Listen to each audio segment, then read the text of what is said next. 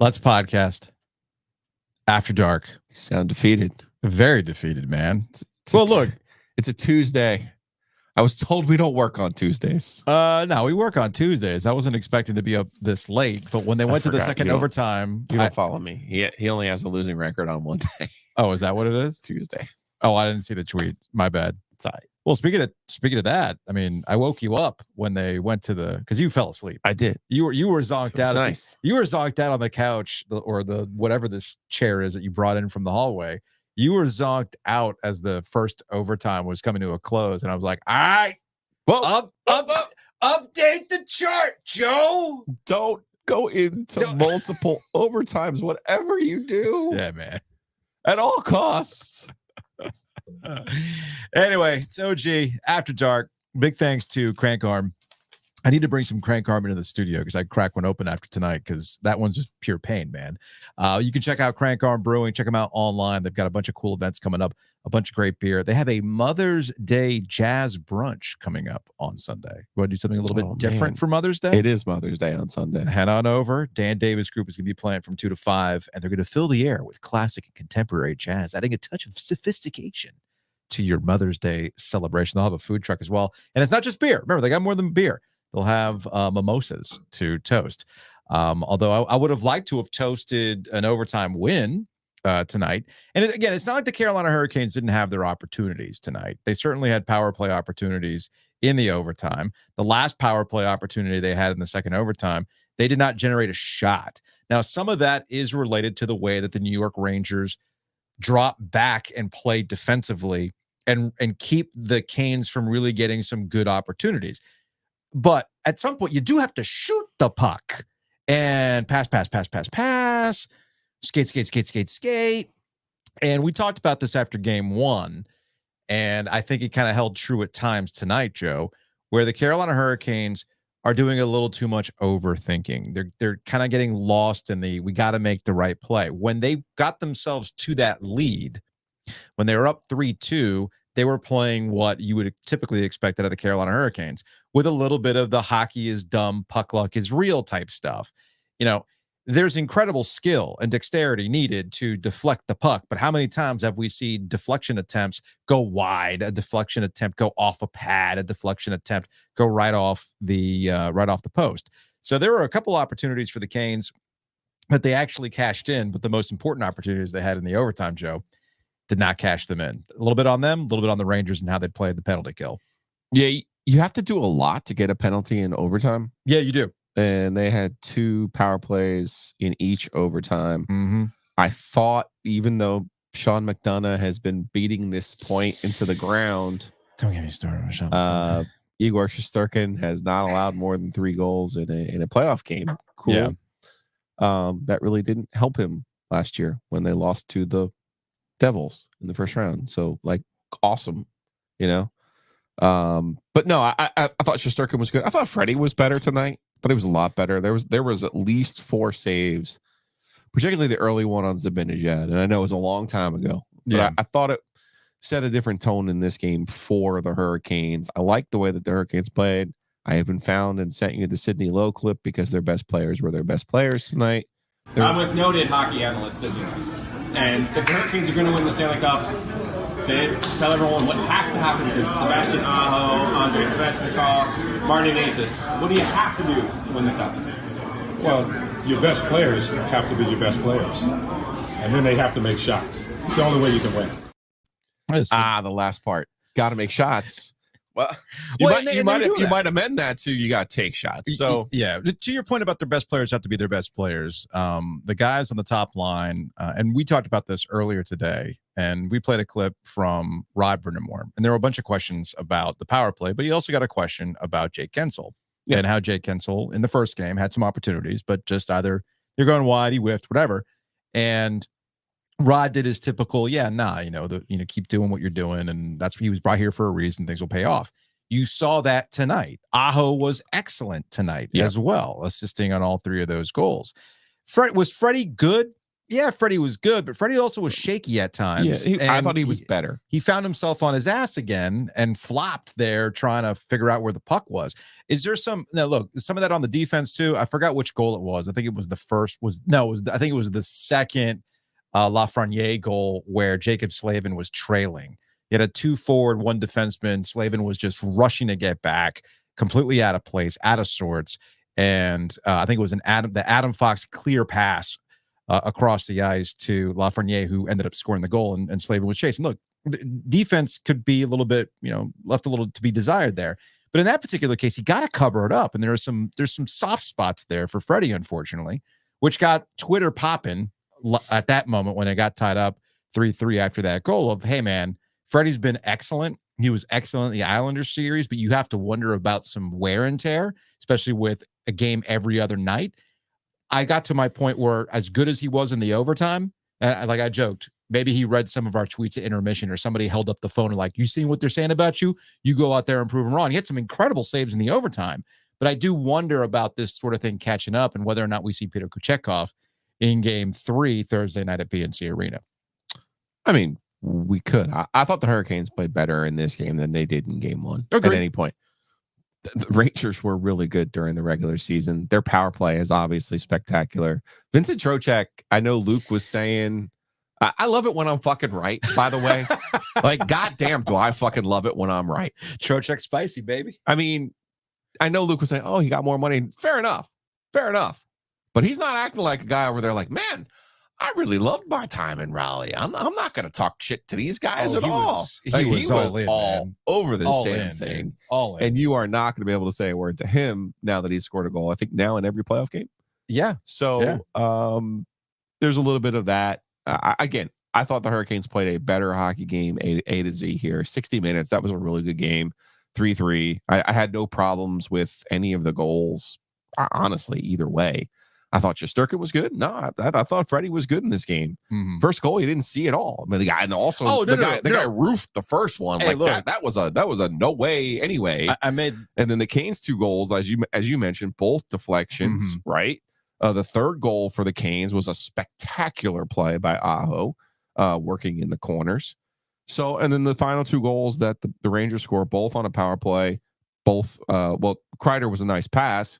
The goal in overtime was a rebound. Yep. That's the only thing you could point to with Freddie and say he has struggled more so than Shesterkin. Shesterkin does not give up the same type or rate of rebounds that Freddie does. Yeah. But I looked at this game and I thought, we said it, right? Here's the President's Trophy team, and here's the team 2 points right behind them. These were 2 spectacular teams. That's why Sean McDonough's got to throw away the fucking talking point of, oh, this is the first time that the Rangers have trailed in these playoffs in the first period. Oh, this is the first time they've left a period. Yeah, buddy, they played a bag of fucking garbage in the Capitals in the first round, okay? Look, man, as you know, you got a taste of what it was like on the radio side of things. You know what it's like on this side of things. You probably remember this from the newspaper side of things, where you had your certain things that you were going to talk about. And I saw that in the first period. I get it, where they spent. You talked about the first goal, right? Which, what is Freddie supposed to do in that situation? The Rangers did an excellent job. They did an excellent job creating traffic in front of Freddie so they couldn't see, and then Lafreniere took advantage of a gaping hole in net. Which, as I joked, it was the Rangers who had the end of period woes this time, not the Carolina Hurricanes. And I was joking online that Dmitry Orlov's deflection goal there with 5 seconds or whatever it was left in the period completely ruined the intermission producer's great idea of getting Messier and Weeks to break down the Lafreniere goal, because the Canes had done an excellent job to get back into that. But to your point, there are some talking points right now. What I was really confused by, though, is I guess they had the VCR timer set. Oh man, to go over to the Dallas game. What were they setting it to ACC Network Extra? What am I missing here? What did I tell you about that Adam Driver motherfucker? What's his name in your movies? Your Star Wars movies? Kylo. What'd I tell you about that guy? How'd they get him? Oh, it's because they lost in the bubble to the Canes. Yeah, I know. And they end up with the #1 overall pick and he ends up scoring 2 goals tonight. I told you that Adam Driver guy was going to make a move on him. All right. We'll get to some YouTube comments here in a little bit. Let's welcome on Mike Maniscalco, Canes play-by-play. Now, how do you follow Sports. that, Mike? Yeah, seriously. We're out here cursing up a storm after we were. But listen, you got to wake me up after that shit. I will put on, sir. Yeah, no, Giglio's out in the chair, man. It's way past his bedtime. Way past his bedtime. We know Mike Maniscalco doesn't sleep, so he is ready to go. No, I do my best work after midnight, boys. It's always been the case. Dude, this is a very frustrating, this is bubbling to the surface a lot of like tamped down, repressed playoff exits, playoff frustrations of years past, playoff frustrations from what we saw in 22 versus the Rangers.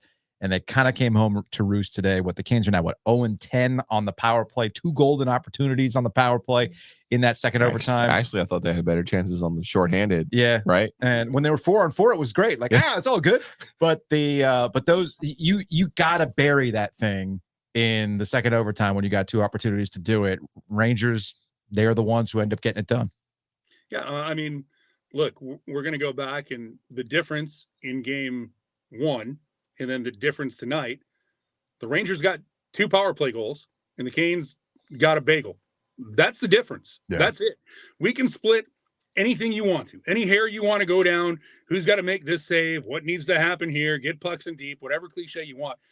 Remember, I don't know if you guys went back, but I talked about the kind of game that I expected Carolina to play that they didn't get to in game 1 in that first period. They got to it tonight. And I was kind of all day long going, well, you play these scenarios in your head. What happens what happens with that? I liked what Carolina did tonight, but you cannot get 5 power play opportunities, 2 in overtime, and come up with nothing. Yeah. You can't give 7 power play opportunities to the New York Rangers and watch them score 2 goals. You can't do that in this series, because exactly what Giglio, what you were ranting on, that you were hating about the narratives and the storylines and everything that was ruined. This was the storyline coming into this game, that these teams are so close, are so even, that if you do not get the save that you need, or if you do not come up with the special teams that you have to have in this series, you're going to be down 0-2. But I don't walk out of Madison Square Garden tonight if I'm there going, oh man, this series is over. I walk out of here tonight going, just stop them or just get a power play goal. But that's literally the message right now. If I'm Rod Brind'Amour, there is so much to like about how this team played tonight, what they did against this New York Rangers team.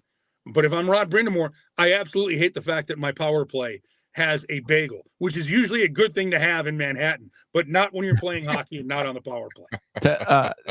Mike, best as you can. And we had talked, Joe and I, without you. I know it's hard for us to form cognitive thoughts about hockey without you shepherding us. So we do appreciate that. You guys are great. We talked about the carrot and the stick. Evgeny Kuznetsov got the stick tonight, sir. At least it was framed that way on the national broadcast, that he was benched, healthy scratch, and part of it was taking a quote unquote bad penalty. Now, does that jive with what your understanding of what had happened tonight? And can you do that with an older player, and knowing that maybe the message is sent, or just take us a little bit about your thought process of what Rod was trying to accomplish there? Because obviously Kuznetsov, such an accomplished playoff player, and also a great special teams guy. So I'm just kind of curious some of your thoughts on what kind of transpired there. Yeah, I don't think we have to take too deep a dive. I think it is a player that he takes a bad penalty, and what are you going to do? You can't put him in a game like this tonight and only play Evgeny Kuznetsov 5 minutes, to drive a message home like that. I hate to go, it's a teachable moment when we're here in the playoffs, but what you hope for in this situation is it's a message that gets sent, and then you come back in game 3 and he's in the lineup and he's going to give the Rangers hell to pay, because he's going to be pissed that he didn't play in game number 2 of this series. So that, I don't think that there's anything more to look at it other than there's certain things that you hear Rod Brindamore talk about. This is our standard. This is how we expect to play all the time. And when you take an inexcusable penalty, and I don't want to get into this guy took that penalty and that guy took this penalty. In this situation, if you're this coaching staff, there are only so many things that you can do, but they have players that they were looking at going, well, maybe we're going to put this guy in and we'll get a different look on the fourth line, or we'll be able to have a little bit more flexibility here if you can do that. Now, I think that he is done for the series? No, as a matter of fact, I think that he'll be back in game number 3, but I just think it's one of those situations now where if you're the head coach, this is the opportunity to do it, because if you go and you win this game, you can still come back with Evgeny Kuznetsov in game number 3 and be like, okay, here we go. If you lose this game, you come back with him and say, all right, now be a difference maker. Be a guy on a power play who can help us out. I got one more for you, because speaking of old radio scars and things that you've covered in college sports in particular, right? People get the idea that, you played football at NC State. Yeah, there's 100 guys on the team, and you're like writing, pen pal letters to all of them, and you're going to hang out at the Big Bad Wolf, and you're all great friends, and you all sit in a circle and sing Kumbaya together on Friday nights, right?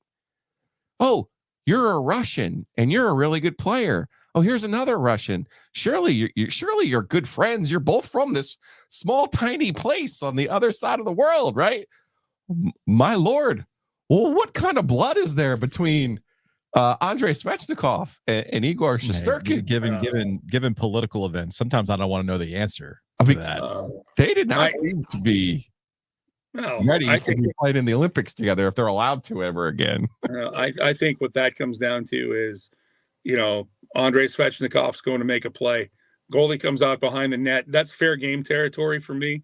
Yeah. They run into it. It's not. Shesterkin sold it. I got to give him credit for that one. I mean, he looked like, I thought he got trucked, and then you go see it again and like their skates clip, and Shesterkin made it out like he had gotten run through the end boards. And then the other part of it is goalies don't like that. There are certain goalies who never like to be touched. Like when there's a stick around them, they get chopped on their hands, whatever. The last thing, I think what you're talking about in overtime, where even Svechnikov's like, hey, no, I just dropped my stick down, and Igor Shesterkin's goalie stick is there, so I chopped that. But he didn't. That's not like a, two-handed, reach to the ceiling and slash the stick out of his hands. Shesterkin plays with a little bit of fire. A lot of times, we have a goaltender here in Carolina who plays with fire and passion, or whatever you want to call it. So I don't read anything into that, man. I really don't. And I'm not. I've called 80, almost 90 minutes of hockey tonight. I can't get into a geopolitical discussion. No, but we can. We look inside all of. I can get into a Roback shirt though when this is over. You can. You know what? That's a hell of a good call. That's a hell of a way to go. Comfortable. I'm gonna put on my hoodie. It's just gonna be a nice hug when I get home. And if you use the promo code OG20, you can get yourself a Roback shirt every time Mike Maniscalco is on with us during these Crank Arm OG After Darks. He's brought to you by Roback. It's rhoback.com, roback.com. Joe Ovies doesn't know how to use his own computer. It's OG20 is the promo code. I was messaging 20%. I was messaging with Luke, so that's why I don't think we're gonna get Luke on today, because he's got some things. A lot of things going on there. Yeah, it's fine. Yeah. It's all good. It's all good. Mike, do you want to talk about the officiating? Sure. Because some people are upset, and I thought that there were some calls there that you said dive embellished. It does seem the Rangers, and I would even say Natchez in the second overtime. Oh yeah. You feel the contact, and you realize, if I embellish this, I can get a call. So I don't necessarily blame the Rangers for that. I do blame the officials on, what was it, the Gensel exchange where he gets punched first. Mm-hmm. And then what drives me crazy about that is the officials are right there, and they see Gensel throw the slap, whatever it was that, or I should say Fox throws the slap. Yeah, Fox. And Gensel just kind of answers. It's one of those things, if you've ever been in a fight, and a guy's like, hit me first, and then you hit him first, and he's like, oh, why'd you do that? Well, you told me to hit you first, and you move on. I'm not saying Fox asked for it, but the officials are right there. Just send them both off. That's all you need to do there. I don't think the officiating was bad tonight. I mean, it was the thing I didn't like is we got to a point where I thought it was going to have to be a felony to get a penalty, especially when we got into the overtime and some of the things we were seeing. But I mean, overall, it was fine. There's going to be missed calls. The Rangers aren't going to be, again, this is what side of the aisle are you on? And after tonight, I swear, whatever message boards, do they still have message boards? Whatever sites you go to, Ranger fans are going to talk about how the officials tried to hand the game to the Hurricanes. Hurricanes fans are going to say, how did they let these things happen for the Rangers? I don't think the officiating was bad tonight at all. I think it was just what we've come to expect from the NHL. And that is my statement about that. Yeah, I'll go a step further on that.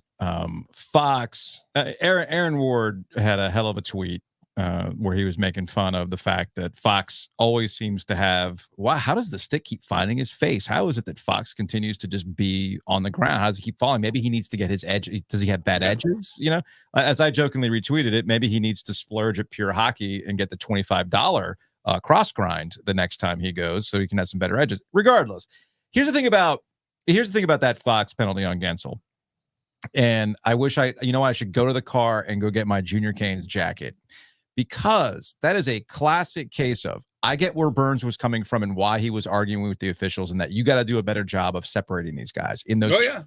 I am not disputing that. I understand where Burns is coming from, but this is the kind of shit they teach you at the youngest level. If somebody pushes you in the face, gives you a little face watch, there's a little extra action, the refs are never going to call that first one, but they will always call the retaliation. They will always call that second hit. So in those situations, if you know that's the case, Gensel cannot punch back, because all you're doing is you're asking for the penalty to be called in that situation. I mean, and then there's the Trouba, who's become a meme, and he was flying across, and that was a dangerous play.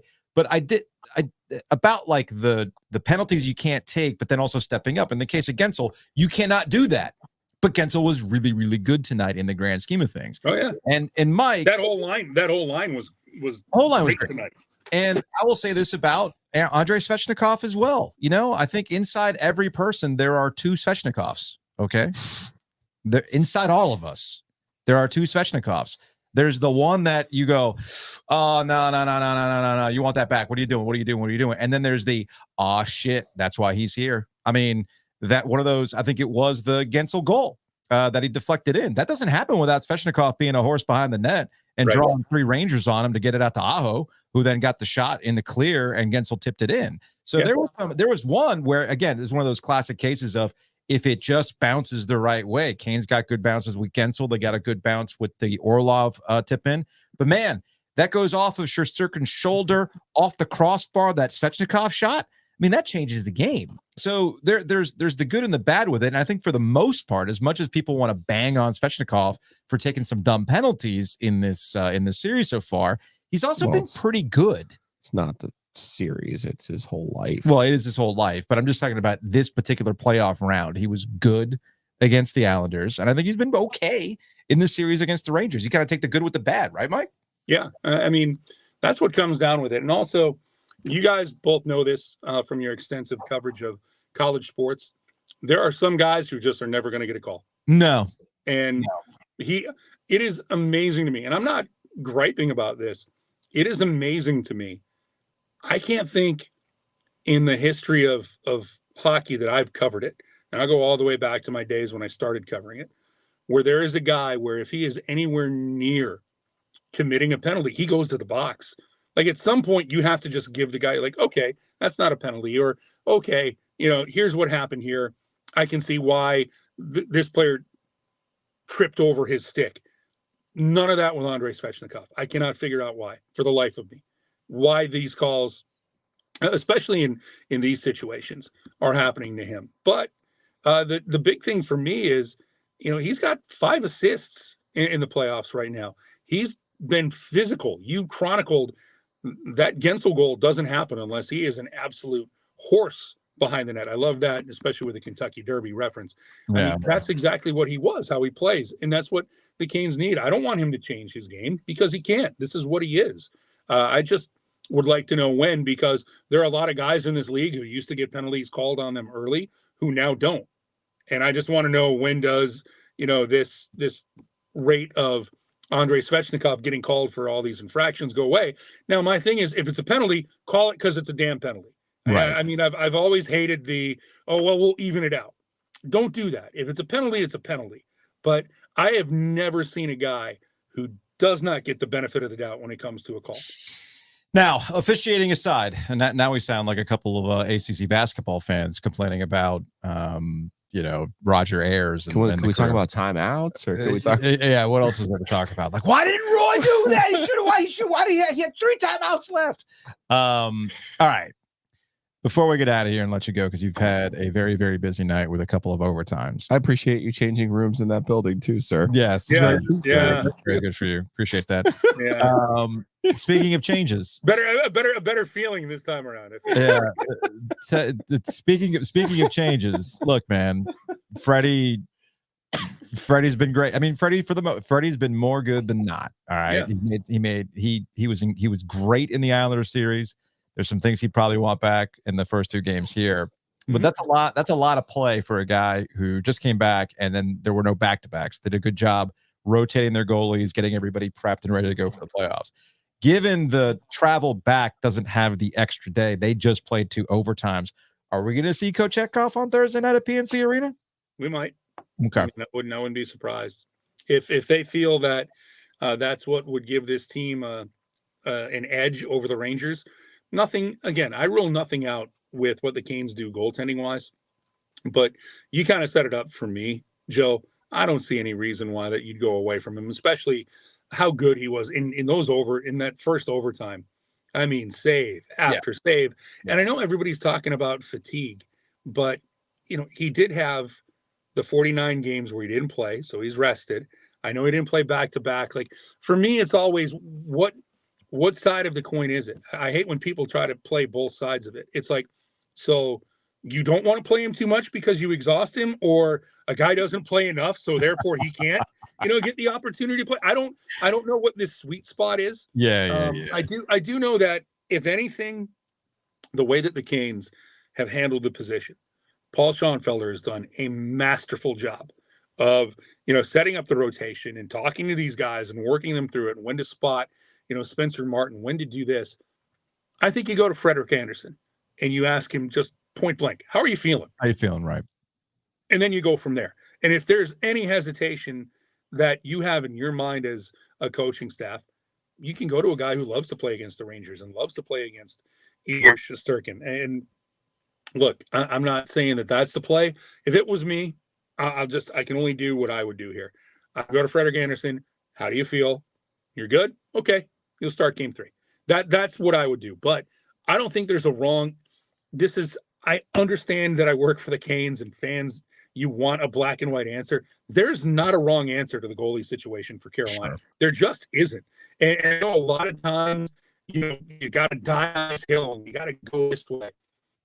If they come out tomorrow, although they're not going to have practice tomorrow, playing, 2 OTs and flying back from New York, whatever they announce, whatever they say for the goalie situation, it's the right thing in my mind, because they know it better than us. Because people are like, well, this rotation thing won't work.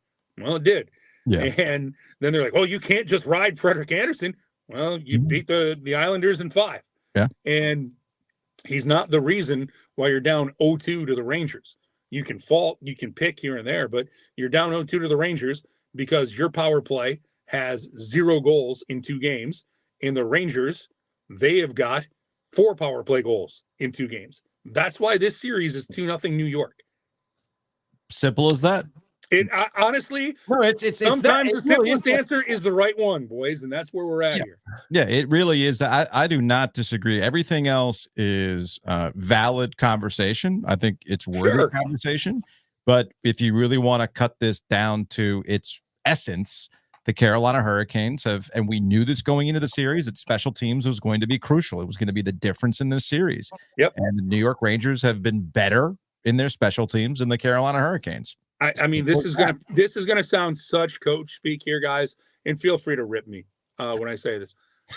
I liked the game tonight. I really did. And this is one of these things where how many times have we sat and you've heard somebody go, we play that game 10 times, we win it 9.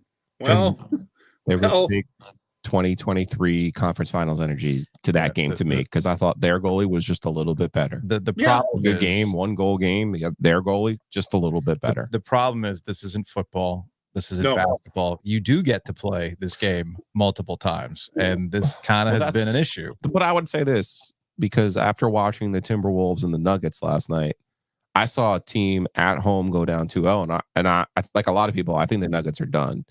I don't look at the Hurricanes now being down 2-0 coming back home as being done. I actually thought they played a lot better.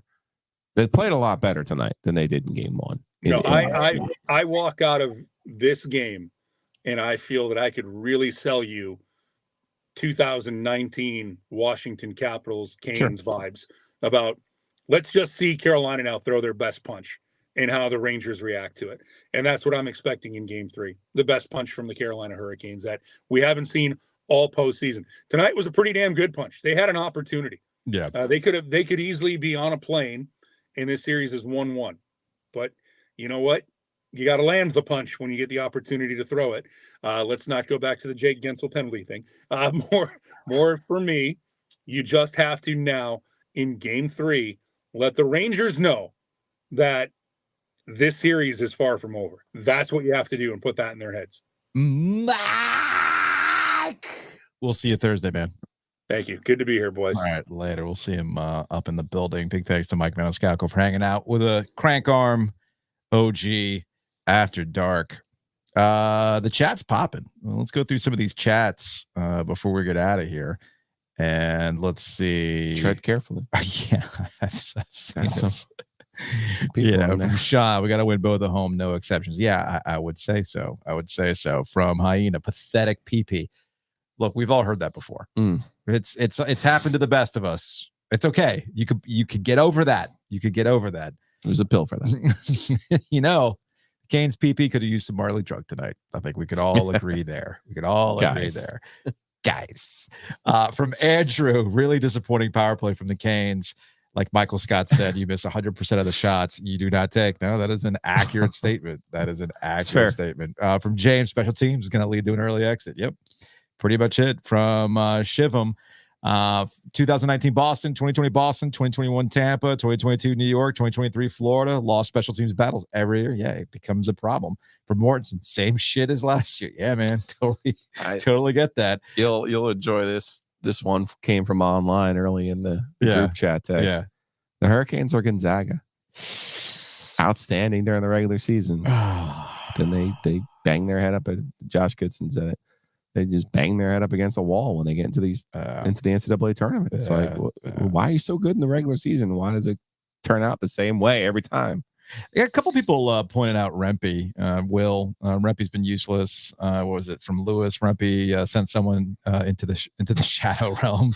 Yeah, honestly, everybody went into this series thinking that Rempe was going to be the one that everybody hated when it was all said and done. Nah, it's Adam Fox. That's the guy that everybody hates at this point in time. If you're a Carolina Hurricanes fan. Let's see. From B. Grace, remember that we've been in this position before. 2006 first round, Montreal blows the doors off us at home for games 1 and 2. Then we fight back, need to clean up things, but still hopeful. Yeah, I get that. Although I think the rate at which the Rangers are versus where the Montreal team was, you got to remember roles are a little reversed back in 2006. The Canes were the top team at that time. And then yes, I have seen some folks that I guess some Rangers fans have found their way into the chat. I mean, it is whatever. Serena with a good point. Joke's on y'all. I hate Trouba too. Yeah, a lot of people hate Trouba as well. That's definitely the case. From Prince, because we got a couple of Rangers fans in the chat. As Rangers fans, Carolina was 100% better in every fashion except the special teams, which is clearly the huge difference right now. Obviously, it's not over. Best of luck the rest of the way. See, there are rational, fun Rangers fans in the chat. Because I had somebody ask me, can we put a geofence on the YouTube chat as well? Look, man, the YouTube algorithm is going to YouTube algorithm. I mean, I don't know. Are there no New York Rangers YouTube sites that go live after a game and you just find ours? or are you just like trolling and you're a griefer and you want to be in this chat and see what's up? I mean, I can see it both ways, but it is what it is. All right. You're sleepy. I'm awake now. Yeah, now you're awake. You want to do this again tomorrow? It's still 5 minutes to midnight. Vamos. Greg Wyshynski. Oh, nice. He's going to be hanging out with us tomorrow. We'll talk about that. We got some other things to get into as well. Big thanks to Crank Arm for sponsoring our After Darks throughout this playoff run. We are, despite the fact we're just getting it out of our system. But still, we'll come back Thursday, talking Canes, a little bit more positive. Don't sweat it. Anyway, that's going to wrap it up. We will see you for a normal podcast later on Wednesday.